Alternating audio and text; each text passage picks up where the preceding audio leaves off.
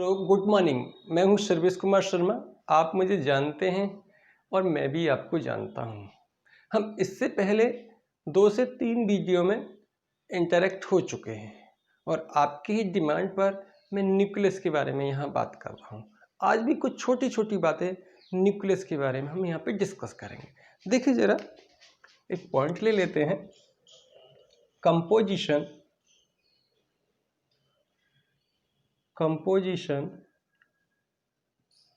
Of nucleus. Brief history में अगर जाएं तो देखें 1911 में, है ना, न्यूक्लियस को डिस्कवर किया गया। किसने करा? रदरफोर्ड ने किया।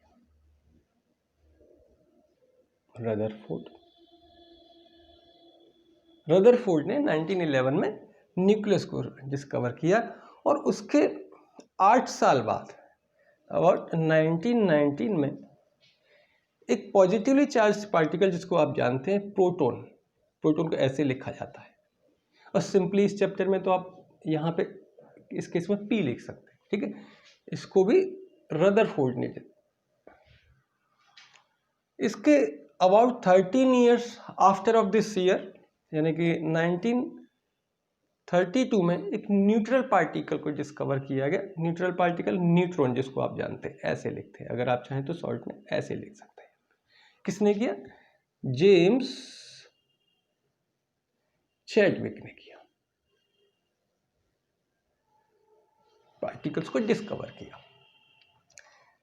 ये पार्टिकल्स को न्यूक्लियस, प्रोटॉन और न्यूट्रॉन की डिस्कवरी के बाद नंबर ऑफ एक्सपेरिमेंट्स से ये वेरीफाई हुआ कि न्यूक्लियस की जो स्ट्रक्चर है वो प्रोटॉन न्यूट्रॉन स्ट्रक्चर है।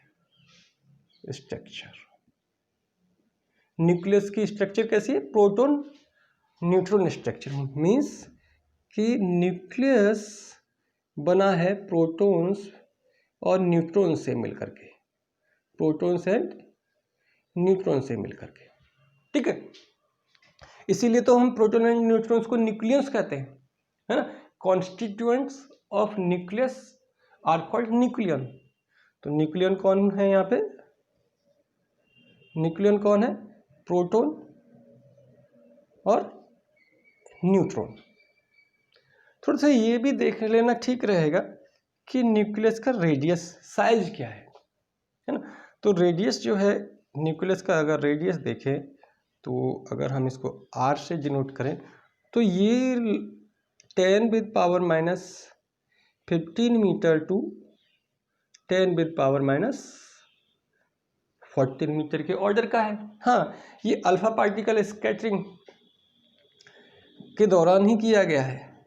वही एक्सपेरिमेंट जिसमें रदरफोर्ड एटम की स्ट्रक्चर की स्टडी के लिए अल्फा पार्टिकल स्कैटरिंग एक्सपेरिमेंट कर रहे थे, वहीं पर उन्होंने न्यूक्लियस के साइज का एक एस्टिमेशन दिया है। और हाँ, इसको जनरली इस बात को ध्यान रखें, 10⁻⁻15 मीटर को बोला जाता है 1 फर्मी।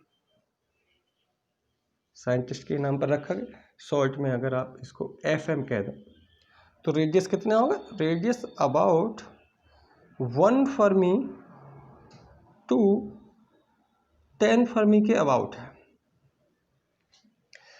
अब नेचुरली माइंड में एक क्वेश्चन आएगा कि न्यूट्रॉन प्रोटॉन्स को इतने कम स्पेस में, जिसका रेडियस इस स्फीयर में जिसका रेडियस 10⁻⁻15 है, इतनी कम स्पेस में रखने के लिए वो कौन से फोर्सेस है जो न्यूक्लियस के इनसाइड लगते हैं, ठीक है। तो नेक्स्ट पॉइंट पर हम यहाँ पे देख लेते हैं जरा, forces inside the nucleus. Forces inside the nucleus, ठीक है। अब जरा देखें, देखो न्यूट्रॉन प्रोटॉन का मास होता है तो मास की वजह से एक फोर्स लगेगी। क्या बोलते हैं उसको? Gravitational force. ग्रेविटेशनल फोर्स ये किसकी वजह से होता है? किसकी वजह से होता है? Because of mass. कैसा होता है ये फोर्स? नेचर में कैसा होता है? अट्रैक्टिव होता है, अट्रैक्टिव इन नेचर। एक बात और मैं आपको बता दूं, ये वीक फोर्स कहा गया है इसको, वीक फोर्स। ठीक है, वीक फोर्स सुन के इसको अंडर एस्टिमेट मत करना, ये बहुत इंपॉर्टेंट फोर्स है। इवन कि यूनिवर्स को गवर्न करने के लिए रेस्पॉन्सिबल फोर्स ग्रेविटेशनल फोर्स ही है। समझ में आता है? सेकंड, अगर हम देखें न्यूक्लियस में न्यूट्रॉन्स तो न्यूट्रल हैं चलो, लेकिन प्रोटॉन्स पे तो पॉजिटिव चार्ज है ना, तो चार्ज की वजह से फोर्स होना चाहिए। तो चार्ज की वजह से जो फोर्स होता है उसको क्या बोलते हैं बताओ? Electromagnetic force. क्या बोलते हैं? Electromagnetic force. ये किस वजह से होता है? Because of charge. अच्छा, यहां देखें प्रोटॉन्स पर चार्ज कैसा होता है? प्लस होता है ना। तो कैसा फोर्स लगना चाहिए? रिपल्सिव होना चाहिए। तो नेचर कैसी होनी चाहिए इलेक्ट्रोमैग्नेटिक फोर्स की न्यूक्लियस के इनसाइड? रिपल्सिव होनी चाहिए। ठीक है, वेरी गुड। अच्छा, अगर ये फोर्स वीक है तो इसको हम बोलेंगे स्ट्रॉन्ग फोर्स। स्ट्रॉन्ग फोर्स, ये स्ट्रॉन्ग फोर्स है। हम देखें अगर इलेक्ट्रोस्टैटिक फोर्स या इलेक्ट्रोमैग्नेटिक फोर्स काफी ज्यादा बड़ा है ग्रेविटेशनल फोर्स से, काफी ज्यादा बड़ा है। अगर हमें इसको अप्रोक्सीमेशन में लिखें तो एफ इलेक्ट्रोमैग्नेटिक फोर्स अबाउट आता है 10⁻36 टाइम्स ऑफ ग्रेविटेशनल फोर्स। ठीक है, अब ये जो पॉइंट है क्या है? आपके सोचने के लिए है, point two pointer, point two pointer, इस पर सोचने के लिए। अब मैं आपसे एक बात कहता हूं, जरा प्रोटॉन्स की बात करते हैं। ठीक है, अब जरा प्रोटॉन पर देखिए, प्रोटॉन पर चार्ज कैसा है? प्लस ई। इस प्रोटॉन और इस प्रोटॉन पर भी चार्ज कैसा है? प्लस ई। ठीक है, तो इसकी मास की वजह से जो फोर्स होगा ग्रेविटेशनल फोर्स, अट्रैक्शन होगा। इस पर भी इधर होगा अट्रैक्शन फोर्स। चार्ज की वजह से रिपल्सिव फोर्स किधर होगा? चार्ज की वजह से रिपल्सिव फोर्स इधर होगा, एफ ई कह सकते हैं इसको, और एफ ई। तो इस तरीके से अगर आप ये देखो कि एक प्रोटॉन पर कितने फोर्स लग रहे हैं, कितने फोर्स लग रहे हैं। ठीक है, 2 फोर्स हुए। तो क्या नेट फोर्स जरा देखें इलेक्ट्रॉन पर, नेट फोर्स प्रोटॉन पर किधर आएगा? F E minus F G. किधर लगेगा? इधर लगेगा। ठीक है, अगर इस वाले प्रोटॉन पर भी देखें तो भाई इस पर भी फोर्स किधर लगेगा? नेट फोर्स किधर आएगा? कितना होगा? F E minus F G. इस पर भी नेट फोर्स इधर लगेगा। तो नेट फोर्स क्या आ रहा है? देखो नेट फोर्स क्या आ रहा है? रिपल्सिव आ रहा है ना, नेट फोर्स रिपल्सिव आ रहा है। तो अगर आप ये देखें, थोड़ा सा इस पॉइंट को हम यहां ले आते हैं। प्रोटॉन्स पे नेट फोर्स क्या है? रिपल्सिव है, यानी कि नेट फोर्स रिपल्सिव हुआ प्रोटॉन पर। प्रोटॉन को प्लस ई चार्ज के पॉइंट ऑफ व्यू से दिखा रहे हैं हम, और इस पे भी प्लस ई चार्ज के पॉइंट ऑफ व्यू से यहाँ पे प्रोटॉन को दिखा रहे हैं। जब नेट फोर्स रिपल्सिव है तो ये फोर्स तो प्रोटॉन्स को दूर करने की कोशिश करेगा ना, सेपरेट करने की कोशिश करेगा, है ना। सेपरेशन का मतलब हुआ न्यूक्लियस को डिसइंटीग्रेट करने की कोशिश करेगा, है ना। रिपल्सिव फोर्स की वजह से न्यूक्लियस क्या होगा? डिसइंटीग्रेट होगा। लेकिन इस पॉइंट से अगर देखें तो जो न्यूक्लियस है उसका एग्जिस्टेंस ही नहीं होना चाहिए। ठीक बात है ना। लेकिन नहीं है भाई, न्यूक्लियस का एग्जिस्टेंस तो है, न्यूक्लियस का एग्जिस्टेंस तो है। तो इसका मतलब क्या है ना। इसका मतलब तो ये हुआ कोई एक ऐसा कॉज है जो ना तो इलेक्ट्रोमैग्नेटिक फोर्स है और ग्रेविटेशनल फोर्स तो हो ही नहीं सकता, क्योंकि ग्रेविटेशनल फोर्स को डोमिनेट कर रहा है इलेक्ट्रोमैग्नेटिक फोर्स, है ना। तो एक ऐसा फोर्स है, कैसा फोर्स है जो जो अट्रैक्टिव है, अट्रैक्टिव इन नेचर है, क्योंकि प्रोटॉन प्रोटॉन को साथ में रखना है। और कैसा है, इलेक्ट्रोमैग्नेटिक फोर्स से ज्यादा स्ट्रांग है। तो मैं क्या कह सकता हूं, उसको स्ट्रॉन्गेस्ट कह सकता हूं, स्ट्रॉन्गेस्ट। ऐसा कोई फोर्स है, उसी फोर्स को हम क्या कह रहे हैं यहाँ पे, क्या कहना चाहिए, न्यूक्लियर फोर्स नाम दे दिया, न्यूक्लियर फोर्स, FN, इसको शॉर्ट में लिख देते FN। तो क्या हुआ, न्यूक्लियर फोर्स कैसा हुआ, न्यूक्लियर फोर्स क्या हुआ, द फोर्स responsible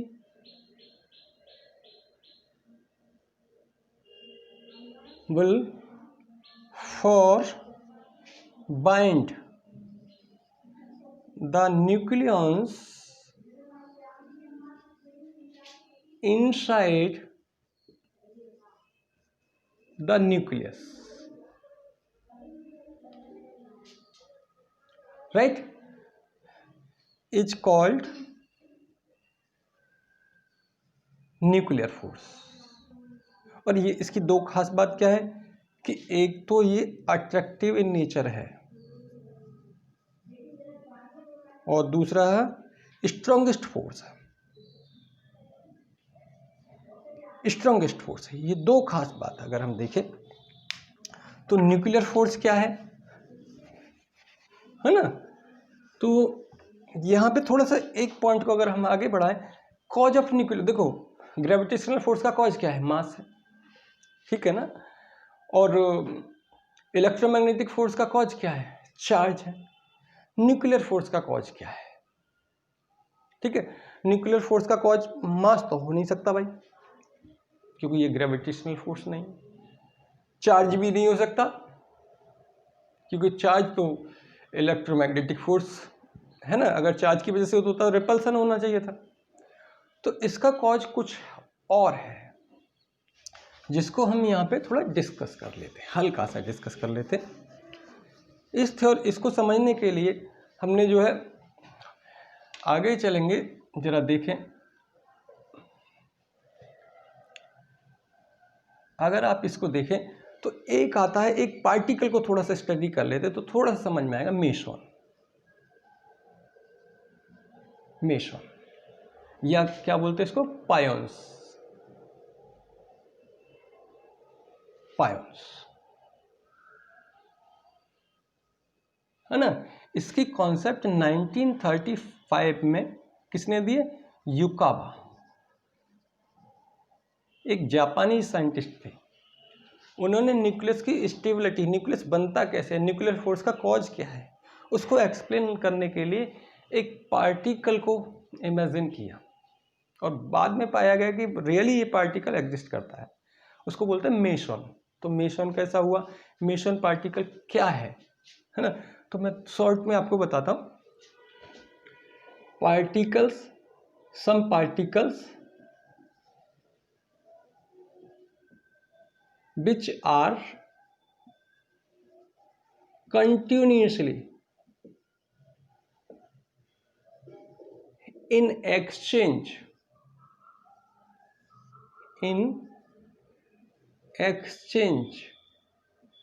between, देखो प्रोटॉन से प्रोटॉन पर पार्टिकल जाते हैं, न्यूट्रॉन से न्यूट्रॉन पर जाते हैं ये पार्टिकल, और न्यूट्रॉन से प्रोटॉन पर और प्रोटॉन से न्यूट्रॉन्स पर कंटिन्यूसली एक्सचेंज होते हैं, है ना। जिसकी वजह से क्या, विच कॉजेस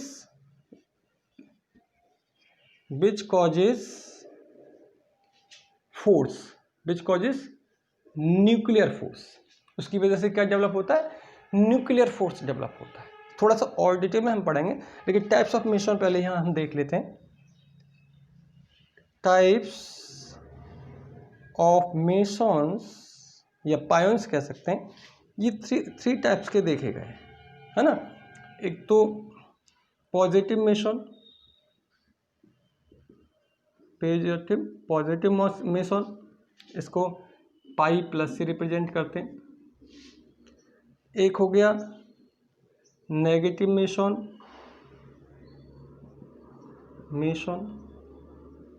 इसको पाई नेगेटिव से रिप्रेजेंट कर सकते हैं। एक हो गया न्यूट्रल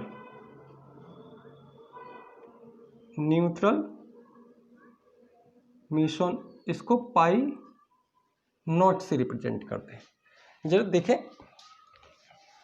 इनकी थोड़ी सी प्रॉपर्टीज और देखें तो आप पाएंगे बाद में एस्टेब्लिश हुआ कि ये जो पॉइंट्स हैं, ये दोनों पॉइंट्स जो हैं, इनका जो मास है about 272 times of mass of electron है।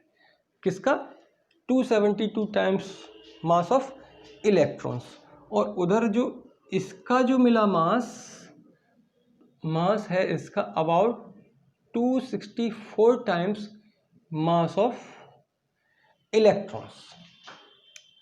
ठीक है, अगर थोड़ा सा हम आगे चलें जरा, अब हम रियल कॉज पर आना चाहते हैं, जो न्यूक्लियर फोर्स के कॉज को या ओरिजिन ऑफ न्यूक्लियर फोर्स को यहाँ पे हम एक्सप्लेन करने की कोशिश करेंगे with the help of the mason. और आपने मेसन समझ लिया, मेसन्स कितने टाइप का होता है ये भी समझ लिया, मेसन्स क्या करते हैं जरा ये देख लीजिए, मेसन थ्योरी, है ना। तो ओरिजिन ऑफ, देखें अगर आप देखें ओरिजिन ऑफ न्यूक्लियर फोर्स, इसको एक्सप्लेन किसने किया? मैं इसको साइंटिस्ट के नाम कहता हूं युकावा थ्योरी। ठीक है, क्योंकि मेसन्स पार्टिकल्स को लेकर के आप इसको एक्सप्लेन कर रहे हैं तो कई बार इसको मेसन थ्योरी भी कहते हैं। ठीक है, अब आप मेसन के बारे में समझ चुके हैं। कुछ पॉइंट्स मैं आपको बताता हूं, बहुत इंटरेस्टिंग चीज है। पहला अगर आप देखें कि जो प्रोटॉन है या न्यूट्रॉन है, उनकी कोर आइडेंटिकल है। कैसी? आइडेंटिकल है। Core of neutron and proton are identical.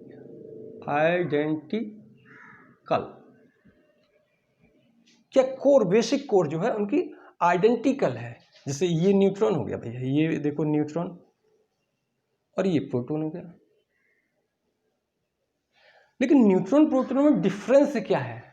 Difference सिर्फ ये है कि मान लीजिए ये न्यूट्रॉन जो है पाई मेसन से, नेगेटिव पाई मेसन से घिरा हुआ रहता है। ये पल्सेटिंग फॉर्म में मिलते हैं, पाई मेसन्स।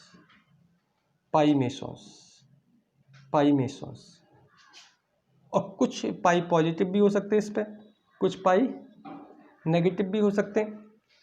ये कौन हो गया? न्यूट्रॉन। इस टाइप से देखो कोर इसकी सेम है। इसी तरीके से पाई पॉजिटिव, पाई पॉजिटिव, पाई पॉजिटिव, पाई पॉजिटिव, पाई पॉजिटिव, पाई पॉजिटिव। कुछ पाई नेगेटिव भी हो सकते हैं, कुछ पाई जीरो भी हो सकते हैं, पाई पॉजिटिव। ये कौन हो गया? प्रोटॉन। तो प्रोटॉन और न्यूट्रॉन का जो डिफरेंस है, प्रोटॉन्स और न्यूट्रॉन्स की कोर तो सेम है, लेकिन डिफरेंस जिससे होता है वो है इसके चारों तरफ पल्सेटिंग क्लाउड ऑफ मेसन्स, है ना। मेसन्स की वजह से इनमें डिफरेंस है। ठीक है, एक बात और मैं आपको बता दूं कि न्यूट्रॉन हमेशा न्यूट्रॉन नहीं है, समझते हैं ना, इस बात को समझिए। Neutron is not always neutron, neutron is not always neutron, या proton is not always proton. इसका क्या मतलब हुआ? देखो भाई, कंटिन्यूसली ये जो है पल्सेटिंग मेसन्स न्यूक्लियस के इनसाइड एक्सचेंज में रहते हैं, कंटिन्यूसली एक्सचेंज में रहते हैं। ये नेचर को अपने को बदलते रहते हैं। सारे पॉजिटिव अगर इधर आ गए, अगर rate of coming of positive pions बहुत ज़्यादा है तो ये प्रोटॉन के तरीके से बिहेव करेगा, समझ रहे हैं, और ये न्यूट्रॉन के तरीके से बिहेव करेगा अगर इधर जाते, है ना। तो neutron is not always neutron, proton is not always proton. क्यों? Because mesons are always in exchange between neutron and proton. ये मेन कॉज है जिसकी वजह से क्या डेवलप होता है, न्यूक्लियर फोर्स डेवलप होता है। जरा देखिए कैसे डेवलप होता है, जरा इस बात को यहाँ पे समझने की कोशिश करें। देखिए कैसे एक्सचेंज हो रहा है, इसको मैं रफ कर देता हूं। देखिए जरा, थर्ड पॉइंट कह सकता हूं मैं इसका। देखो प्रोटॉन से एक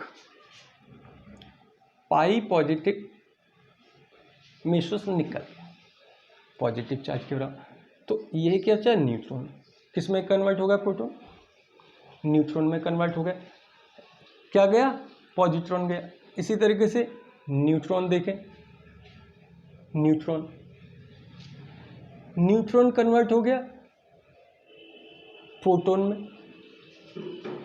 कैसे है, पाई नेगेटिव को, देखो टोटल चार्ज अभी भी 0 है।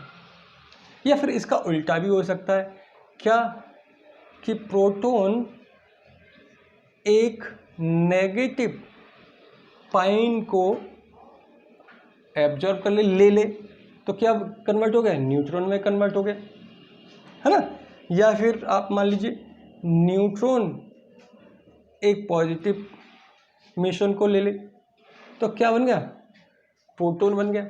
देख रहे हैं ना, प्रोटॉन कन्वर्ट हो रहा है न्यूट्रॉन में, न्यूट्रॉन कन्वर्ट हो रहा है प्रोटॉन में, प्रोटॉन कन्वर्ट हो रहा है न्यूट्रॉन में, न्यूट्रॉन कन्वर्ट हो रहा है प्रोटॉन में। क्या मतलब हुआ, proton is not always proton, neutron is not neutron, but they are continuously changing their properties, right. अब देखिए न्यूट्रॉन भी अपनी प्रॉपर्टी को चेंज करता है। मान लीजिए न्यूट्रॉन एक एक्साइटेड स्टेट, एक अलग स्टेट हो गई, देखो कैसे, पायंस को एमिट कर दिया। कई बार ऐसे भी कर सकता है, एन इसको एब्जॉर्ब करके भी न्यू स्टेट में आ सकता है। न्यूट्रॉन आ सकता है तो प्रोटॉन भी आ सकता है। जरा देखो